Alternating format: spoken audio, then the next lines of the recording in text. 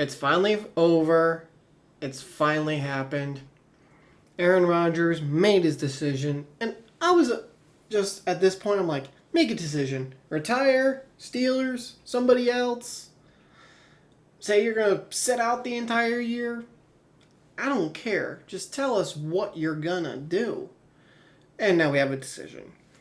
So the Steelers have agreed to terms with quarterback Aaron Rodgers on a 1-year contract pending the completion of a physical. So that was yesterday, June 5th. He was flying in today, June 6th, in order to get the physical, sign the contract, all that good stuff. Now, as far as I can tell, no one has the exact number.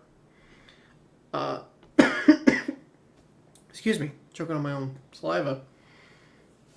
No one has the exact number as to what he's signing for, but I've seen reported by a couple of people that when he was on the Pat McAfee show and he said he'd play for 10, that wasn't too far off. So, basically, he may not get, as low as 10, if it's 11, 12, whatever, 13. But according to Jerry Dulac, it's going to be less than 20. Now, I also heard that there's going to be some incentives in there, which, let's say it's 15. Let's split the difference between 10 and 20. 15. And you get incentives enough to double it to 30. Just throwing out possibilities, right? Throw out some possibilities, some potential there. And it's like, okay, he earned $15 million in guarantees, or can earn $15 million in guarantees, but some are stats, some are playing time, others is going to be the success of the Steelers as a whole. So one of them could be win the Super Bowl. Now, to some Steelers fans, and actually I should say to most, if not all, winning the Super Bowl, you don't really care how much you paid the quarterback. As long as he was an integral part of winning it.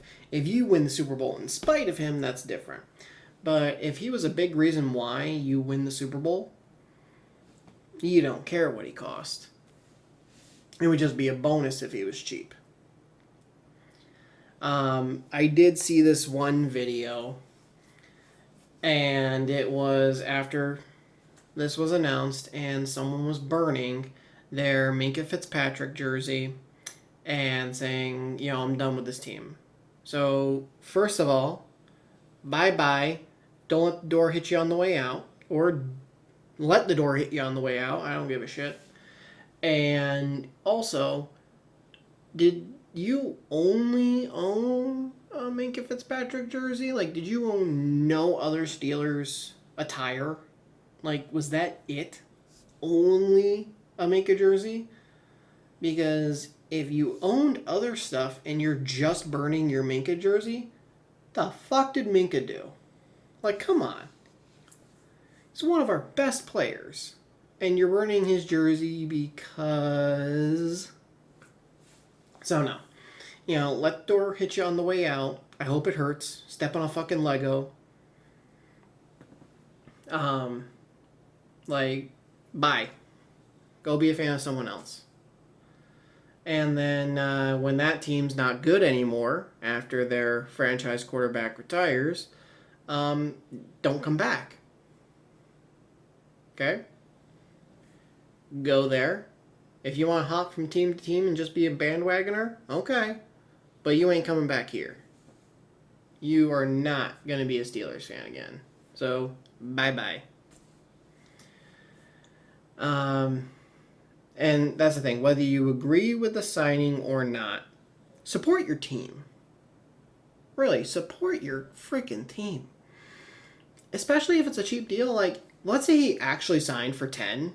Like, if he wasn't shitting anybody when he told everyone on the Pat McAfee show he would play for $10 million. Like if that is actually a $10 million contract, that is good for a starting quarterback. I don't care what quality of starter you are.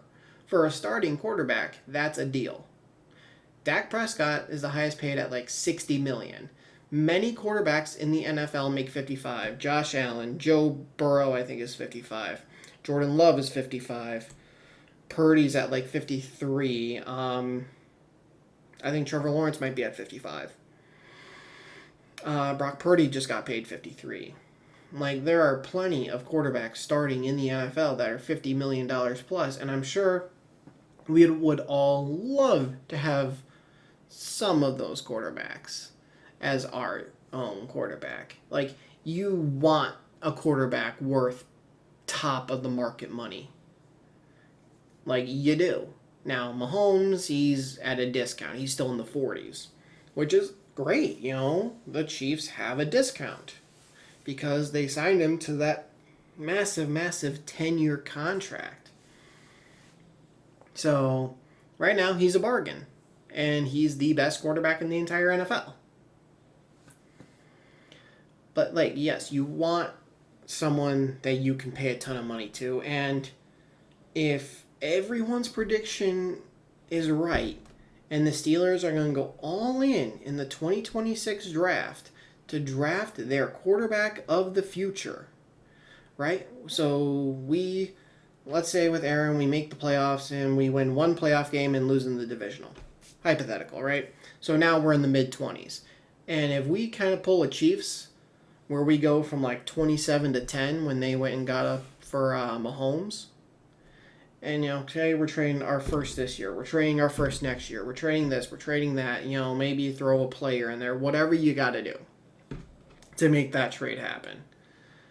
And you get your quarterback. And I use the Chiefs as an example, but he obviously doesn't have to be Mahomes.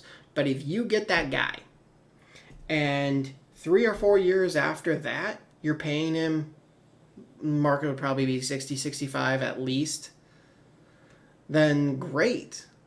You know, like I said, the market is going to probably be at least, because Dak's at 60 now. So that's the thing, just right now, it's a temporary fix. It's a 1-year contract, and we'll get our guy next year. At least that's what I believe. So, when the actual details come out, I'll let you guys know. I'll probably have a video for that. But right now, the guess is somewhere between 10 and less than 20. That's right now the estimated range, which is still, even at 20, that's a pretty good deal for a starter. And now I'm saying a starter. Low end, average, whatever you want to put him at, that's still a pretty decent deal. Especially if it were, say, 10. If it were actually 10, that's a good deal. You know?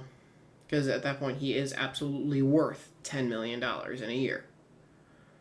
So, I mean, I was over it, and I'm going to make the best of it. I have to cheer for him. Like, you know, on Sundays, and Mondays nights, Thursday nights, whenever the Steelers are playing, I'm cheering for him. If he throws a pick, you know, and let's say it's his fault. It's not like a Garrett Wilson situation where it hits off his hands. Like, if it's actually his fault, it's, Aaron, what are you doing? Or if he makes a fantastic throw to DK or Roman Wilson, whoever, and it's, hey, Aaron, great throw. There you go, Aaron. Like, I'm going to cheer.